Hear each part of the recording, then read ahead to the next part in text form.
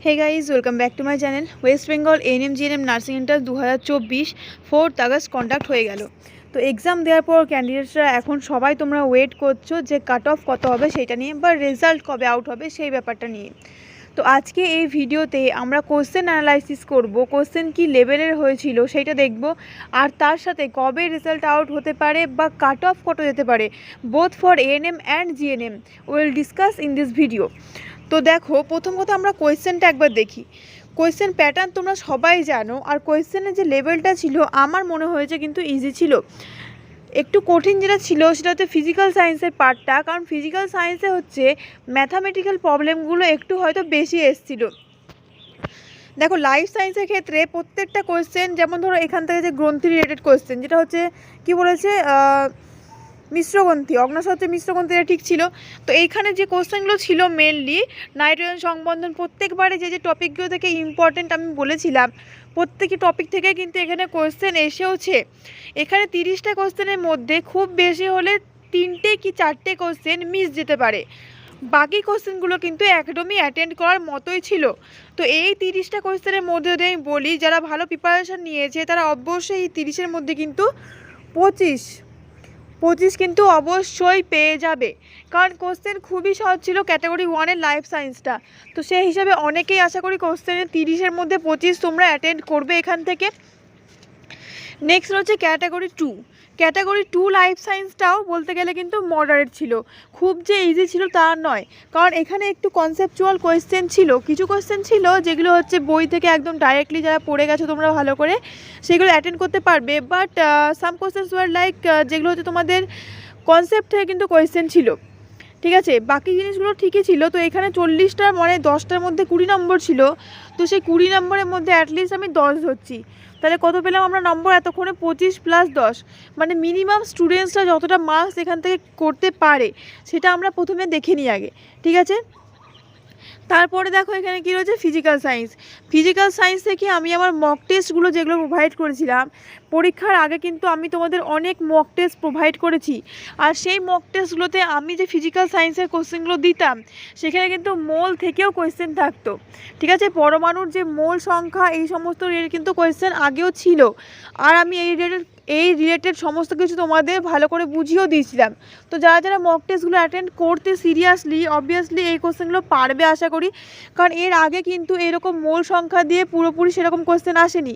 In fact একটা recent তোমাদের আমি পরীক্ষার আগে একটা মক টেস্ট শেয়ার করেছিলাম, সেখানে তোমাদের আমি এর রিলেটেড ডিটেল একটা ডিসকাশন করেছিলাম যে কত মানে গ্রাম আণবিক ওজনে মোল সংখ্যা হয়, বা এসটিপিতে কত আয়তন হলে সেটাকে আমরা 1 মোল ধরি, কত ওজন হলে 1 মোল ধরছি, অণুর সংখ্যা কত হলে 1 মোল ধরছি, এই রিলেটেড একটা ডিটেল ডিসকাশন কিন্তু আমি মক টেস্টে করে দিয়েছিলাম। যারা মক টেস্টগুলো সিরিয়াসলি নিয়েছিলে, সিরিয়াসলি অ্যাটেন্ড করেছিলে, আশা করি পরীক্ষায় যারা অনেকটা হেল্প পেয়েছো। দেখো, সেম এইরকম কোয়েশ্চেনই কিন্তু আমি দিয়েছিলাম যে 1 মোল NH3 মানে কি, 1 মোল NH3 মানে হচ্ছে তোমার 17 গ্রাম NH3, তারপর হচ্ছে number of moles in 44.8 litre H2, 22.4 মানে কত হয়, 22.4 মানে হচ্ছে 22.4 লিটার মানে কত, 1 মোল, তাহলে 44.8 মানে কত হবে, 2 মোল, দেখো 2 দেওয়া রয়েছে।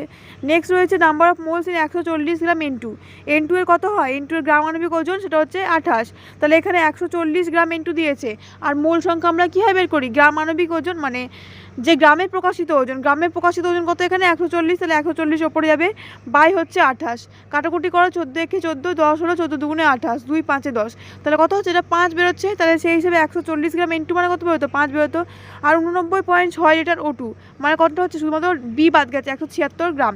দেখো কীভাবে বের করবো, সরি O2 না, CO2 দেওয়া রয়েছে না, 89.6 লিটার CO2 এর কত হয়, CO2 এর আণবিক ভর হচ্ছে 44, এবার 44 মানে কত, 44 মানে হচ্ছে 22.4 লিটার, মানে উল্টো করে লিখি আমরা, 22.4 লিটার মানে হচ্ছে 44, তাহলে 1 লিটার মানে কত, 44/22.4, আর এত মানে কত হবে, এইটা মানে কত বেরোবে, 89.6 ইন্টু 44 ছিল কত, 22.4, কাটাকুটি করে দাও এটাকে তোমরা, ডাইরেক্টলি এটা দিয়ে কাটলে কত হচ্ছে 4 হচ্ছে, আর 4 দিয়ে 44কে গুণ করে 4 4 16 হয়, 4 4 16 1 17 176 বেরিয়ে যাচ্ছে। তো এই কোশ্চেনটাও কিন্তু খুবই ইজি ছিল। যারা বলছো মানে ফিজিক্যাল সায়েন্স, আমি মানছি যে এইরকমভাবে তোমরা হয়তো আগের কোশ্চেনগুলোতে প্রিভিয়াস ইয়ারে এইরকম ধরনের কোশ্চেন ছিল না। তো এই ম্যাথটা খুবই সুন্দর দিয়েছে। ম্যাথের যে কোশ্চেনটা ছিল এখানে করা ম্যাথ দারুণ কোশ্চেন এটা একটা। তো তারপরে কি ছিল দেখো, তারপরে যেমন হচ্ছে এটা হচ্ছে ওহমের সূত্র থেকে দিয়েছে এটা। নেক্সট হচ্ছে মানে, আর এটা কি হবে 42-এর কোশ্চেন, এটা অবশ্যই অহমীয় পরিবাহী হবে, কারণ অহমীয় পরিবাহীর ক্ষেত্রে আই ভি এর লেখচিত্র এটা হয় সেটা হচ্ছে মূল বিন্দুগামী হয়, তাই তো। আর এটা হচ্ছে অহমীয় পরিবাহীর একটা লেখচিত্র।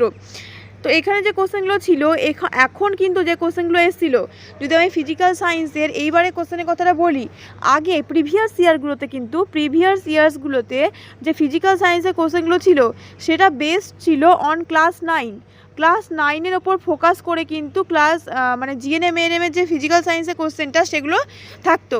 বাট দিস ইয়ার এই বছর কিন্তু অনেকগুলো কোয়েশ্চেন যেটা হচ্ছে ক্লাস 10 থেকে এসেছে, তড়িৎ বিশ্লেষণ থেকে কোয়েশ্চেন এসছে, এগুলো সব ক্লাস 10 রিলেটেড।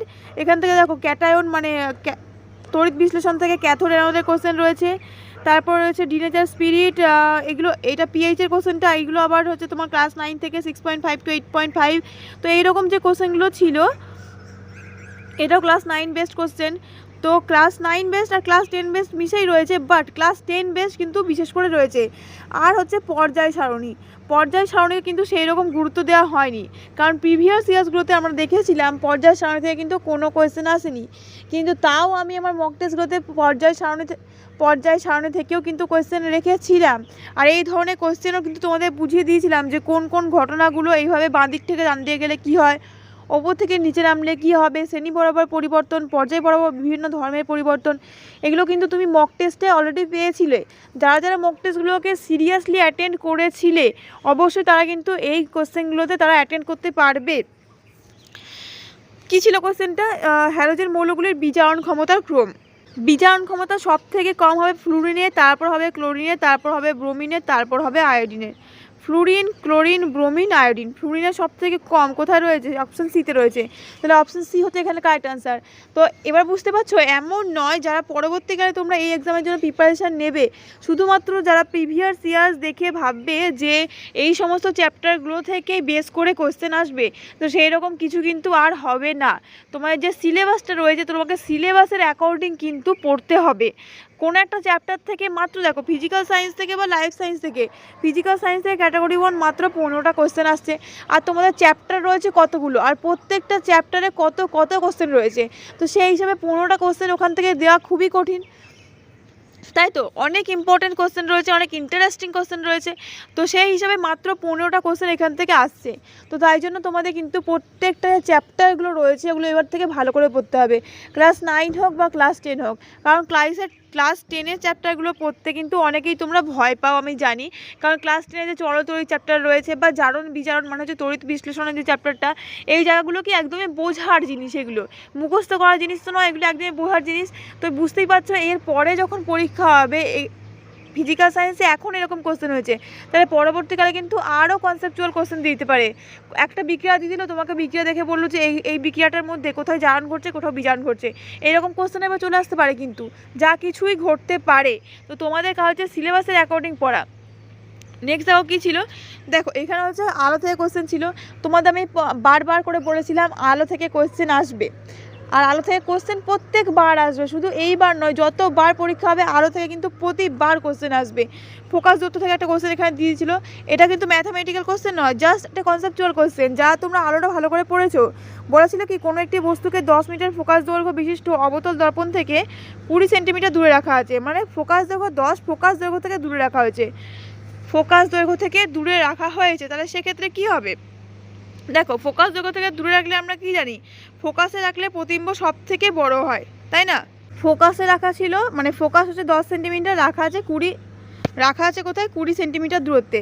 দেখো আমরা কি জানি দর্পণের ক্ষেত্রে বক্রতা কেন্দ্র যদি আর হয়, তাহলে আর সমান কি হয় 2 ইন্টু ফোকাস দৈর্ঘ্য, আর ইজ ইকুয়াল টু 2f হয়, তাহলে সেখান থেকে দেখো 2f মানে কত বেরোচ্ছে, এখানে 2 গুণিত 10 মানে 20, অর্থাৎ বস্তুটাকে যে রাখা আছে কোথায় রাখা আছে, বক্রতা কেন্দ্রে রাখা আছে। আর যখন কোনো বস্তুকে অবতল দর্পণের বক্রতা কেন্দ্রে আমরা রাখি, বক্রতা কেন্দ্রে যখন অবতল দর্পণের বক্রতা কেন্দ্রে বস্তু অবস্থান করে তখন প্রতিবিম্বের সাইজ কি হয়? প্রতিবিম্বের সাইজ বস্তুর সাইজের সমান হয়। তো অপশান সি এখানে কারেক্ট হতো। তো এগুলো কি একদম কনসেপচুয়াল কোশ্চেন হচ্ছে না? দেখো আমি তো বলেইছিলাম তোমাদের যে হচ্ছে ছকটা তোমরা ভালো করে পড়বে, যে তোমাদের ছকটা ছিল কোথায় কেমন প্রতিবিম্ব তৈরি হয় উত্তল লেন্সের ক্ষেত্রে, অবতল দর্পণের ক্ষেত্রে। ওই ছকের মধ্যে তো একটা কনসেপ্ট রয়েছে, শুধু ছকটা মুখস্থ করলে তো হবে না। এফ কোথায় হচ্ছে, 2F কোথায় হচ্ছে, এফ আর 2F এর মধ্যবর্তী দূরত্ব কোনটা, এফ এর কম দূরত্বে কি হচ্ছে। তো এই জিনিসগুলো যদি তোমরা একটু ভালো করে বুঝে পড়ে থাকো তোমরা কিন্তু পারবে। কনসেপ্ট এবার থেকে কোশ্চেন কিন্তু সবসময় কোশ্চেন কনসেপচুয়ালি হবে।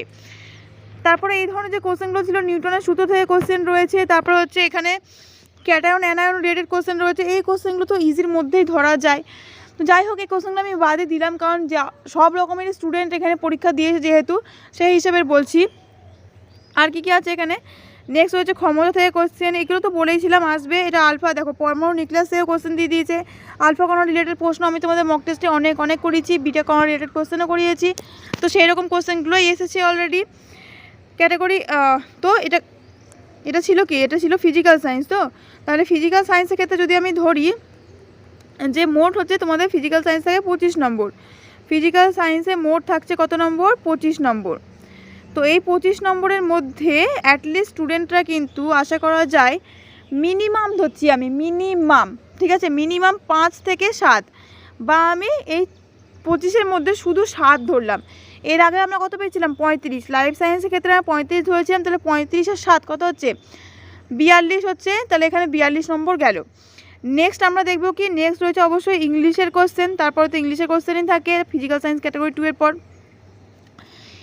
এবারে ইংলিশ যে পরিমাণে সোজা হয়েছে আমার মনে হয় না আগের কোনোবারে ইংলিশের কোশ্চেন এই লেভেলের সোজা ছিল, তাই না? প্রথমে রয়েছে ন্যারেশন চেঞ্জ থেকে কোশ্চেন। ন্যারেশন চেঞ্জ এখানে তো দেখেই বোঝা যাচ্ছে কোনটা ন্যারেশন চেঞ্জ ঠিক হবে। টুমোরো ছিল, তাই দ্য ফলোয়িং ডে হতো। তো এখান থেকে যারা করেছো ইংলিশ অবশ্যই তোমরা পারবে। পজেসটা না হয় আমি বাদ দিলাম যদি তোমরা নাও পারো, অ্যাক্টিভ তো অ্যাটলিস্ট সবাই পারবে, তাই দুটো পারলে। নেক্সট আমি বলছি তোমাদের spell to word, correctly spell to word choose, এটাও সবাই পারবে। যে কোশ্চেনগুলো সবাই পারবে সেটা ওভারঅলি আমি এখানে ডিসকাস করছি, ঠিক আছে? তাই 3টি তো মোটামুটি সবাই পারছে। A person who can't see, blind, তাই 4টে সবাই পারলো। ফিনিশের অপোজিট সবাই পারবে, 5টা গেল। তারপরে কী রয়েছে, তারপর রয়েছে হচ্ছে এইটা, এই কোশ্চেনটা same to same question, same এই কোশ্চেনটাই আমি আমার মক টেস্টে করিয়েছিলাম। মক টেস্টে কিন্তু এই কোশ্চেনটাই ছিল। তাহলে এখানে কত হলো, 5 নম্বর গেল। 5 নম্বরের পর এইটা দেখো 74টা সবাই পারবে, 74টা সবাই পারবে, তাহলে 6 নম্বর হলো। এইটাও সবাই পারবে, 7 নম্বর হলো। তাহলে কত পেলাম আমরা, 42 পেয়েছিলাম। 42 হাতে কত হচ্ছে, 42 হাতে হচ্ছে 49 নম্বর হলো। নেক্সট দেখো ম্যাথের question. The most interesting question is here, ম্যাথের কোশ্চেন। এইরকম ম্যাথের কোশ্চেন আমার মনে হয় না আগে কোনোবার হয়েছে। যারা ম্যাথের সেশনটা ভেবেছিলে অ্যাটেন্ড করবে তারা আমার মনে হয় যে খুব কম করে হলো তোমরা কিন্তু 7 থেকে 8টা কোশ্চেন এখানে ইজিলি অ্যাটেন্ড করে ফেলবে। মুখে মুখে তোমাদের সলভ করারও প্রয়োজন নেই, কারণ যে লেভেলের কোশ্চেন হয়েছিল, যদি আমি এখান থেকে বলি বাদ দেওয়ার মতো কোনগুলো, যারা মানে ত্রিকোণমিতি যদি না পারলে ঠিক আছে, ত্রিকোণমিতি বাদ দিলাম। তারপর আর কি না পারার মতো আছে এখানে, আর না পারার মতো সেরকম তো কিছু নেই। আচ্ছা লগের কোশ্চেনটা আমি বাদই দিয়ে দিলাম, তার 2টো কোশ্চেন বাদ যাচ্ছে। তাহলে 8-এর মধ্যে অ্যাটলিস্ট 6টা কোশ্চেন পারার মতো, 8-এর মধ্যে অ্যাটলিস্ট তো 6টা কোশ্চেন পারারই মতো। কারণ এগুলো কি অঙ্কের মধ্যে ধরা যায়, দেখো 2 লাইনের অঙ্ক, একদম 2 লাইনের অঙ্ক, খুবই সহজ অঙ্ক দিয়েছে। তো 49 নম্বরের মধ্যে আমি ম্যাথের ক্ষেত্রে তোমাদের 5ই ধরছি, ম্যাথ 5 ধরছি। 49 5 কত হচ্ছে 54, 49 5 হলো 54। নেক্সট রয়েছে কিসের কোশ্চেন, জিকে এর কোশ্চেন। আর জিকেও খুবই সহজ ছিল, জিকে খুবই সহজ জিকে ছিল, এরকম জিকে আশাই করা যায়নি, একদম বেসিক লেভেলের জিকে ছিল। এর থেকে সহজ জিকে যদি তোমরা চাও তাহলে আমি জানি না যে এর থেকে সহজ জিকে কীরকম হতে পারে বা কেমন কোয়েশ্চেন হবে এর থেকে সহজ জিকে হলে। জিকে যারা প্রিভিয়াস ইয়ার্স দেখে পড়ে গেছো বা একদম বেসিক যে জিকেগুলো যারা পড়ে গেছে তারা অবশ্যই জিকে 10টাই অ্যাটেন্ড করতে পারবে। আর যদি একটা কমেও ধরে তাহলে 9টা তো অ্যাটেন্ড করতে পারবেই। তো জিকের মধ্যে আমি এখানে তাও কম করে ধরছি, 6টা জিকে আশা করি এখান থেকে অ্যাটেন্ড করার মতোই। তাহলে কত হচ্ছে মোট, এর আগে কত হয়েছিল, এর আগে আমরা ধরলাম টোটাল 54 নম্বর ধরেছিলাম ওখানে। এবার 54-র পরে এখানে যদি 6 বা 5ই ধরলাম, চলো কম করে 5 ধরলাম, তাহলে হচ্ছে কত 59 নম্বর। আর নেক্সট রয়েছে লজিক্যাল রিজনিং। আশা করি লজিক্যাল রিজনিংয়ে তোমরা প্রত্যেকটা কোয়েশ্চেনই করেছো। লজিক্যাল রিজনিংয়ের প্রত্যেকটা কোয়েশ্চেনই এখানে সহজ ছিল, তো সেই হিসেবে 5-এ 5ই ধরা যায়। তাহলে কত হচ্ছিল ওখানে 54 আর 5 59, আর এখানে হচ্ছে 5 59 প্লাস 5 কত হচ্ছে 64। তাহলে 64 মার্কস কিন্তু ইজিলি অ্যাটেন্ড করা যাচ্ছে এখান থেকে। আরেকটা কোশ্চেন যেটা আমি বলবো, পর্যায় সারণী থেকে যে কোশ্চেনটা ফিজিক্যাল সায়েন্সে রয়েছে, পর্যায় সারণী থেকে ফিজিক্যাল সায়েন্সে যে কোশ্চেনটা ছিল তোমাদের, সেই কোশ্চেনটা একটু কিন্তু গোলমাল রয়েছে। কি গোলমাল রয়েছে? এখানে যে অপশানগুলো রয়েছে, এখানে কিন্তু কোশ্চেন দেখো হ্যালোজেন মৌলগুলির বিজারণ ক্ষমতার ক্রম, এবার ঊর্ধ্বক্রম অ্যাসেন্ডিং অর্ডার নাকি ডিসেন্ডিং অর্ডার বা অধক্রম, সেইটা কিন্তু বলে দেওয়া হয়নি। তাহলে সেই হিসেবে এখানে কিন্তু দুটো অপশানকে তোমরা ঠিক ধরতে পারো। কোনটা কোনটা? অপশান এ আর অপশান সি কিন্তু এখানে ঠিক হতে পারে, তাই না? আমি কি বললাম, দেখো বিজারণ ক্ষমতা সব থেকে কম হবে ফ্লুরিনের, ফ্লুরিনের থেকে বেশি হচ্ছে ক্লোরিন, ক্লোরিনের থেকে বেশি হচ্ছে ব্রোমিন, আর ব্রোমিনের থেকে বেশি হচ্ছে আয়োডিন। আর বিজারণ ক্ষমতা কি হয়, যত শ্রেণী বরাবর ওপর থেকে নিচে নামা হয় বিজারণ ক্ষমতা বৃদ্ধি পায়। তাহলে সেই হিসেবে ফ্লুরিন থাকে একদম উপরে, তারপর ক্লোরিন, তারপর ব্রোমিন, তারপর আয়োডিন। তাহলে সেই হিসেবে নিচের দিকে যত নামছে কী হচ্ছে, বিজারণ ক্ষমতা তো বাড়ছে। তাহলে ফ্লুরিনের সব থেকে কম, তারপর ক্লোরিন, তারপর ব্রোমিন, তারপর আয়োডিন। আবার উল্টো দিক থেকে দেখলে কী হচ্ছে, দেখো সব থেকে বেশি কার, তাহলে সব থেকে বেশি তো আয়োডিন, বেশি হচ্ছে আয়োডিন। আয়োডিনের থেকে ব্রোমিনের কম, ব্রোমিনের থেকে ক্লোরিনের কম, ক্লোরিনের থেকে ফ্লুরিনের কম। তাহলে সেই হিসেবে কিন্তু এই অপশানটাও ঠিক রয়েছে, অপশান এও কিন্তু ঠিক রয়েছে, অপশান সিও ঠিক রয়েছে। কারণ কোয়েশ্চেনে ঊর্ধ্বক্রম বা অ্যাসেন্ডিং অর্ডার ডিসেন্ডিং অর্ডার কিচ্ছু মেনশন করে দেওয়া নেই। সেই হিসেবে কিন্তু জানি না এটা কাউন্সিল কি করবে, কিভাবে আনসারটাকে ধরবে। তো যারা তোমরা এই কোশ্চেনটা অ্যাটেন্ড করেছো, আশা করি যদি এখানে পরে মডিফাই হয় বা এরকম কিছু নোটিশ বের করা হয় যে যারা এই কোশ্চেনটা অ্যাটেন্ড করেছে তারা হয়তো কোশ্চেনের নাম্বার পাবে, এ করুক বা সি করুক দুটোতেই পাবে। বা যেহেতু এটা কাউন্সিলের ভুল, কোশ্চেন সেটিংয়ের ভুল, তো সেক্ষেত্রে যারা অ্যাটেন্ড করেছে নাম্বার কিন্তু তারা 1 নম্বর এক্সট্রাও পেতে পারো। আরও একটা কোশ্চেন আমি তোমাদের এর আগে বলেছিলাম যে হচ্ছে যেটা কোশ্চেন টাইপিংয়ের একটু মিস্টেক, একটা জিনিসের জন্য একটু ভুল। যারা মনে করো এই যে চক্রবৃদ্ধি সুদের অঙ্কটা, দেখো চক্রবৃদ্ধি সুদের অঙ্কটা যারা ইংলিশে পড়ে করেছো তারা কিন্তু অঙ্ক ঠিক করবে, বাট যারা বাংলায় কোশ্চেনটা পড়বে, যদি বার্ষিক 10% হার চক্রবৃদ্ধি সুদে কোনো আসলে 2 বছরের চক্রবৃদ্ধি সুদ 121 টাকা, কিন্তু আসলে এটা নয়। যদি ইংলিশ কোশ্চেনটা পড়ো তার মিনিং কিন্তু টোটালি ডিফারেন্ট। ইংলিশে দেখো the principal amount which becomes ₹121, সেই প্রিন্সিপাল অ্যামাউন্ট বা সেই আসল টাকাটা যেটা 2 বছরে 10% কম্পাউন্ড ইন্টারেস্টে 121 টাকা হয়ে যায়। মানে ইংলিশের কোশ্চেনে একদম ক্লিয়ারলি মেনশন করে দিয়েছে যে সুদ আসল বা সবৃদ্ধি মূলটা হচ্ছে 121, কিন্তু বাংলা যেটা দেওয়া রয়েছে সেখানে হচ্ছে কোনো আসলের 2 বছরের চক্রবৃদ্ধি সুদ, শুধু এখানে সুদের কথাটা মেনশন করেছে। সুদ আসল বলতে হতো বা বলতে হতো কোনো আসল 2 বছরে 10% চক্রবৃদ্ধি সুদে 121 টাকা হয়ে যায়, তাহলেও বুঝতে অসুবিধা হতো না। তো হয়তো কারো কারো ক্ষেত্রে এটা বুঝতে অসুবিধাও হতে পারে। তো এই দুটো কোশ্চেন আমি দেখলাম যে এটা একটু মানে অন্যরকমই সেটিংয়ে একটু ভুলভাল রয়েছে। তো যাই হোক, তো এই ছিল মোটামুটি যদি বলি তাহলে কোশ্চেনে কিন্তু তোমাদের যে লেভেলের কোশ্চেন হয়েছিল তোমরা এখান থেকে 60+ মার্কস, সেখান থেকে আমি 4 নম্বর আরও ডিকাটি করে দিলাম। তাহলে 60+ মার্কস কিন্তু তোমাদের একদম ইজিলি আসা যাচ্ছে। 60 মার্কস তোমরা ইজিলি অ্যাটেন্ড করতে পারবে এখান থেকে। এবার আমরা এখান থেকে কাট অফ নিয়ে ডিসকাস করব যে কোন category, general, SC, ST, OBC তাদের ক্ষেত্রে কেমন কাট অফ যেতে পারে এইবার 2024-এর এএনএম জিএনএম এন্ট্রান্স এক্সামে। কাট অফটা কিন্তু খুবই ভাইটাল। এবার কাট অফের ওপর ডিপেন্ড করে তো অনেক কিছুই হচ্ছে, বা তোমাদের যে সিট ম্যাট্রিক্স সেটাও তো এখন আউট হয়নি, সেটা আউট হলে আরও ক্লিয়ারলি বোঝা যাবে যে কাট অফ কত হলে মানে র্যাঙ্ক কত হলে অ্যাকচুয়ালি হচ্ছে তোমরা কারা কারা চান্স পেতে পারবে। তো সেক্ষেত্রে দেখো প্রথমে আমি বলি জেনারেলদের ক্ষেত্রে কাট অফ কিন্তু একটু বেশিই যাবে, এটা তোমরা সবাই ধরেই রাখো। আর কোয়েশ্চেন এবার কিন্তু 2023 সালের থেকে সহজ হয়েছিল। 2023-এ তোমরা দেখবে এর থেকেও কিন্তু অনেক বেশি কোয়েশ্চেন কনসেপচুয়াল ছিল, তা সত্ত্বেও কিন্তু 2023-এ অনেক বেশি কাট অফ গেছিলো। তো এইবারে কোয়েশ্চেনের লেভেল লাইফ সায়েন্স হোক, জিকে হোক, ম্যাথ হোক, এই কোশ্চেনগুলো বা রিজনিং হোক সবই সহজ রয়েছে। তো সেক্ষেত্রে কাট অফ কিন্তু বেশি যাবে, এটা তোমরা ধরেই রাখো। আরও একটা কোশ্চেন, আরও একটা কথা যেটার জন্য কাট অফ আরও হাই যাবে, সেটা হচ্ছে যে স্ক্যামটা হয়েছে, যে ঘটনাগুলো বিভিন্ন পরীক্ষার হলে বিভিন্ন সেন্টারে ঘটেছে, সেগুলো তোমরা অবভিয়াসলি নিশ্চয়ই মিডিয়ার রিপোর্টে দেখতেই পেয়েছো। আর অবশ্যই যারা যারা সেই সেন্টারে ছিলে তারা তো সেগুলো একদম অবজার্ভই করেছো। তো সেক্ষেত্রে এই জন্য কিন্তু কাট অফ আরও হাই যাবে। হয়তো কিছুজন সেটার জন্য ধরা পড়েছে, বাট কিছুজন বা ম্যাক্সিমাম জন ধরা পড়েনি। তো তাদের ক্ষেত্রে কী হচ্ছে, তারা তো মার্কসটা এখান থেকে নিয়েই নিচ্ছে, তাদের জন্য কিন্তু অ্যাকচুয়ালি যারা যোগ্য হয় তারা কিন্তু আর এএনএম হোক জিএনএম হোক চান্স পাচ্ছে না। তো এই জিনিসটা খুবই বাজে। যাই হোক, তো আমরা কাট অফ নিয়ে এবার ডিসকাস করি এখানে। তো ওই একটা ফ্যাক্টর কিন্তু কাট অফের ক্ষেত্রে বিশাল বড় একটা ইম্প্যাক্ট এখানে ফেলবে। দেখো কাট অফ প্রথমে আমি এএনএমের ক্ষেত্রে বলি। তোমরা জানো জিএনএমের ক্ষেত্রে থেকেও কিন্তু এএনএমের যে কম্পিটিশান বা কাট অফ সেটা অনেক বেশি যায়। যাদের দেখবে কম র্যাঙ্ক, যেহেতু এএনএমের ক্ষেত্রে এখন দেখো কেন এএনএমের ক্ষেত্রে কাট অফ বেশি যাবে না, যারা ধরো এরকম স্ক্যাম করে পরীক্ষায় চান্স নিচ্ছে তারা জানে তারা হচ্ছে পরে জিএনএম করলে আর চাকরি পাবে না। তো তারা এএনএম করলে যেভাবেই পাস করুক না কেন তার চাকরি তো শিওরলি পাবে। তো সেক্ষেত্রে তারা সবাই তো এএনএমেই আসবে। তো এই জন্য পুরো যে ফিল্ডটা এএনএমের ফিল্ডটা যেটা রয়েছে, পুরো যে এএনএম স্টুডেন্ট যতগুলো নেওয়া হচ্ছে ম্যাক্সিমাম তাদের মধ্যে কিন্তু তোমরা দেখবে এরকম স্ক্যাম করে যারা আসছে তারাই থাকবে। কারণ তারা জানে নিজেদের ক্যাপাসিটি কতটা সে পারবে কতটা পারবে না। জিএনএমের ক্ষেত্রে সে পারবে না, তো এরকম স্ক্যামিং করে যারা আসছে সবাই কিন্তু এএনএমের ক্ষেত্রেই আসবে। আর যার জন্য হচ্ছে এএনএমের ক্ষেত্রে যোগ্য স্টুডেন্ট তারা কিন্তু এএনএমের ক্ষেত্রে পাবে না। তো এগুলো খুবই খারাপ ঘটনা। 2023-এর পরীক্ষাটা কতটা ফেয়ার আর কতটা আনফেয়ার ছিল আমি জানি না, কারণ 2023-এ এরকম বেশি নিউজ কিন্তু সামনে আসেনি। কিন্তু 2024-এ যে পরিমাণে এই নিউজগুলো সামনে এলো, যে হলে ফোন নিয়ে ঢোকা বা টুকলি নিয়ে ঢোকা, এই ধরনের জিনিসগুলো যেগুলো এখন প্রকাশিত হয়েছে, যার জন্য কিন্তু পরীক্ষাটা মানে খুবই আনফেয়ার বলা যেতে পারে, খুবই আনফেয়ার হয়েছে এখানে। দেখো প্রথম কথা হচ্ছে এএনএমের ক্ষেত্রে কাট অফটা বলি। এএনএমের ক্ষেত্রে কাট অফ কত যেতে পারে? এএনএমের ক্ষেত্রে তোমরা জানো কম্পিটিশান বেশি হবে। তো সেক্ষেত্রে এএনএমের ক্ষেত্রে প্রথমে আমি বলি জেনারেল।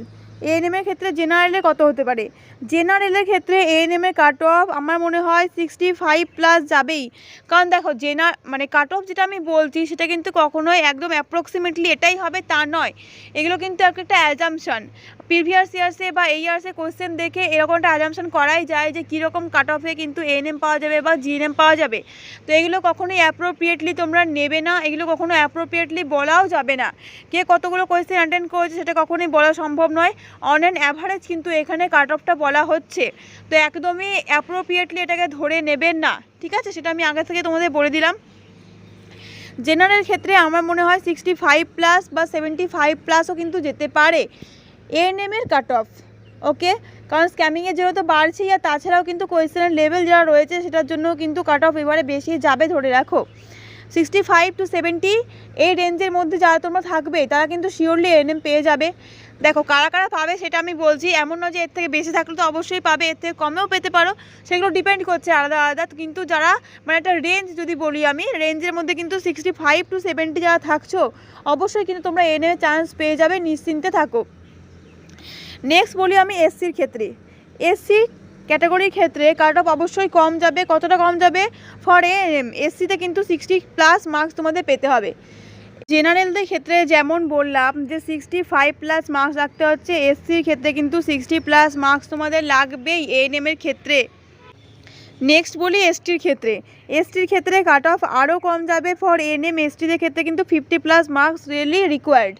50+ মার্কস কিন্তু এসটিদের ক্ষেত্রে লাগবে এখানে। নেক্সট রয়েছে কি ওবিসি।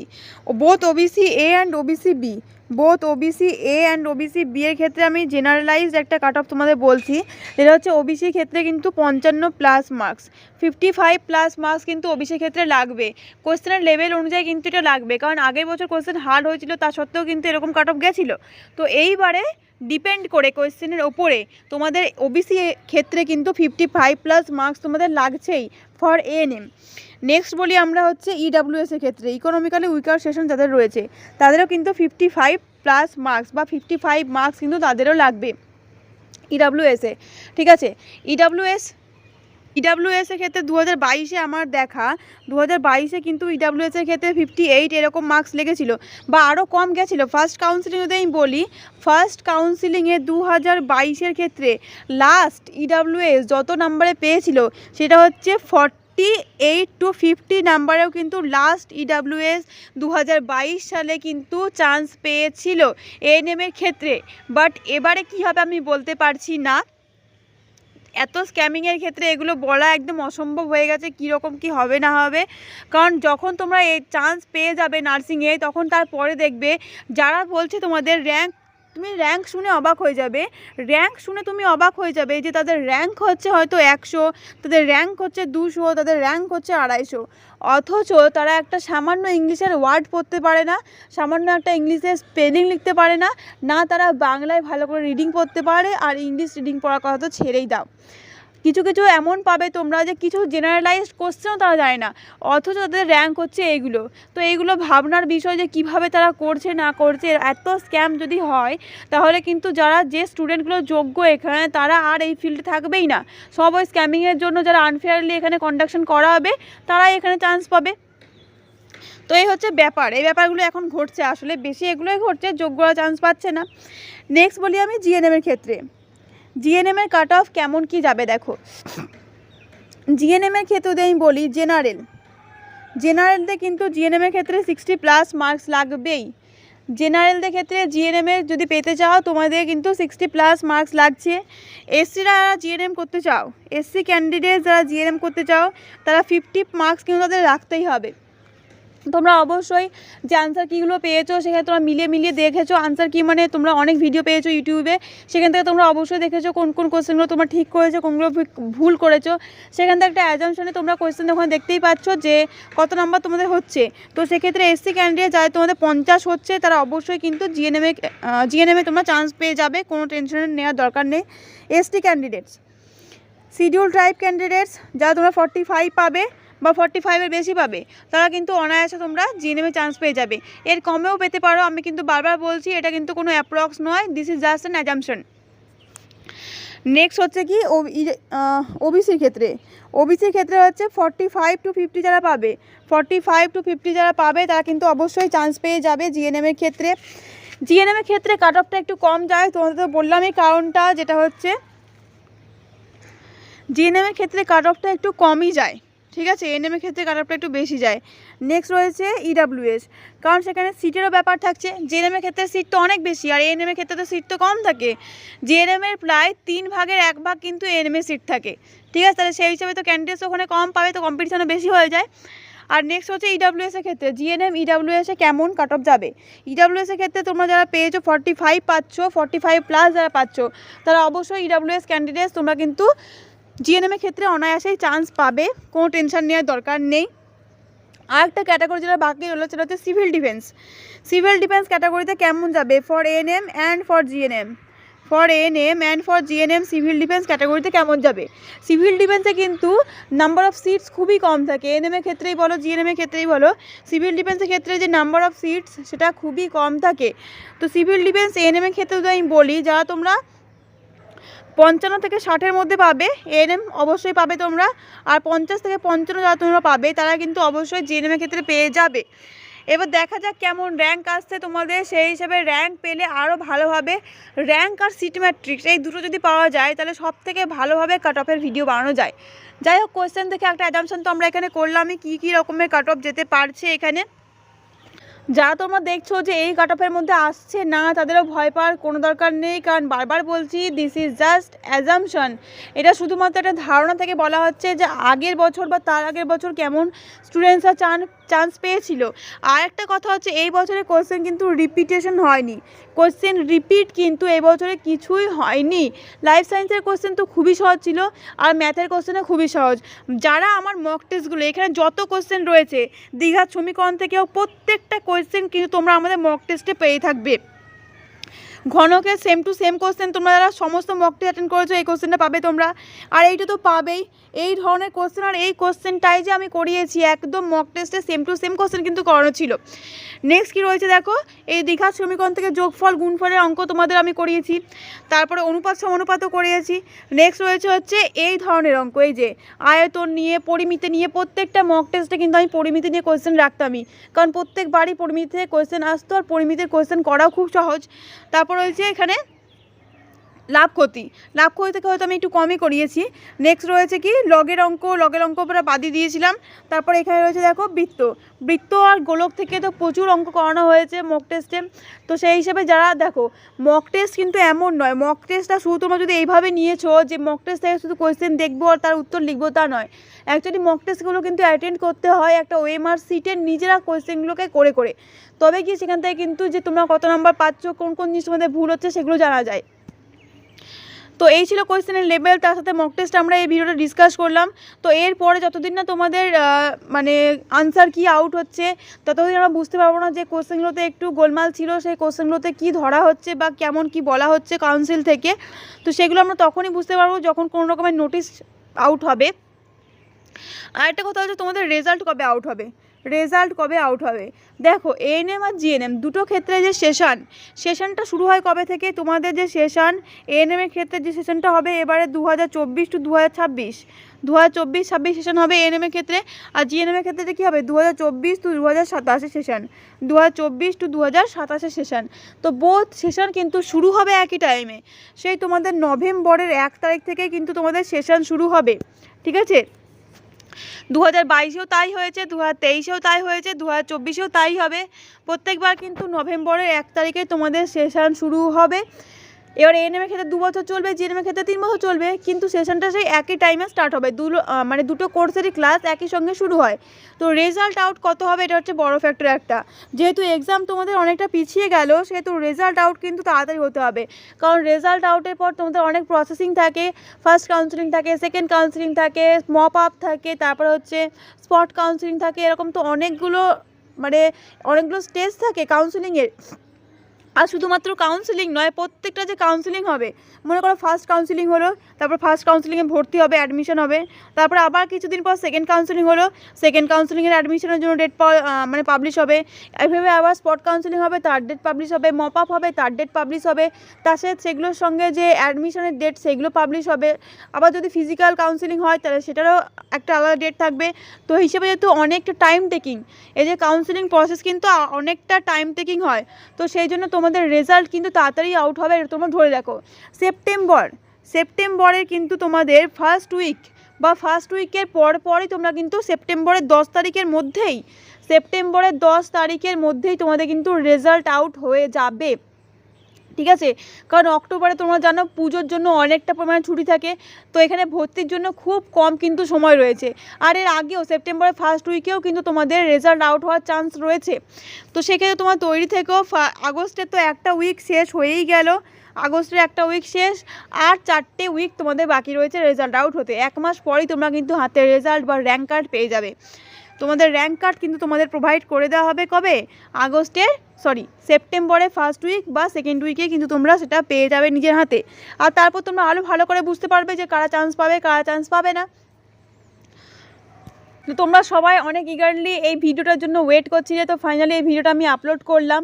কারণ কোয়েশ্চেনগুলোর আমারও তো টাইম লাগে যে কোয়েশ্চেনগুলো দেখে কী রকমের কাট অফ যেতে পারে বা স্টুডেন্টসরা কেমন মার্কস গেন করতে পারে, আগের বছর কেমন ছিল, এগুলো ভেবে একটু অ্যানালাইজ করেই তো কাট অফটা বানাতে হয়। তো সেই জন্য একটু টাইম লেগে গেলে, তো যাই হোক ফাইনালি তোমাদের আমি প্রোভাইড করতে পেরে ফাইনালি তোমাদের এই ফাইনালি তোমাদের এই কাট অফ নিয়ে ভিডিওটা আপলোড করতে পারলাম। তো এবার তোমরা আর কিছু করার নেই, টেনশন করার কোনো প্রয়োজন নেই। যতদিন না রেজাল্ট আউট হচ্ছে রেস্ট নাও, ততদিন তো ওয়েট করতেই হবে, কিছু করার নেই। তো আজকের জন্য এইটুকুই, দেখা হবে নেক্সট ভিডিওতে। যদি তোমাদের আরও কোনো টপিক নিয়ে তোমরা কোনো রকমের ভিডিও তোমাদের প্রয়োজন হয়, তোমরা অবশ্যই আমাকে কমেন্টে জানাতে পারো। আর অবশ্যই তোমরা আমাকে কমেন্টে জানাতে পারো তোমাদের কার কত মার্কস হচ্ছে পরীক্ষার ক্ষেত্রে। একটা জিনিস আমার খুবই ভালো লাগলো যে মক টেস্টগুলো আমি তোমাদের দিয়েছিলাম, সেই মক টেস্টে কিন্তু এখানে প্রচুর কোয়েশ্চেন কিন্তু মক টেস্টে এখানে এসছে। যারা মক টেস্টগুলো সিরিয়াসলি অ্যাটেন্ড করেছিলে, আমার মনে হয় না তারা কেউ বাকি থাকবে এএনএম বা জিএনএমে চান্স পেতে।